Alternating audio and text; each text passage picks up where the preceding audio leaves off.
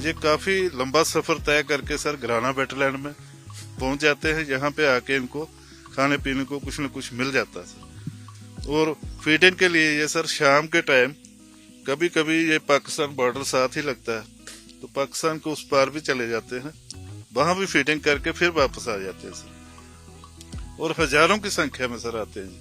वहाँ पे उनके लिए जो तैयारियां हैं, जैसे हम यहाँ पे कुछ वेटलैंड के अलावा जो इसका एडजॉइनिंग हमारा अपना ही घराना वेटलैंड का एरिया है, वहाँ पे जैसे हम कुछ इनके लिए सोइंग भी करवाते हैं, कुछ इनके जो स्पेसिफिक जो इनके फूड ग्रेन्स हैं वो भी तैयार करवाते हैं, ताकि वो जब आएंगे तो यहाँ पे उनको खाने के लिए उनका जो फूड मटेरियल है वो भी मिल जाए।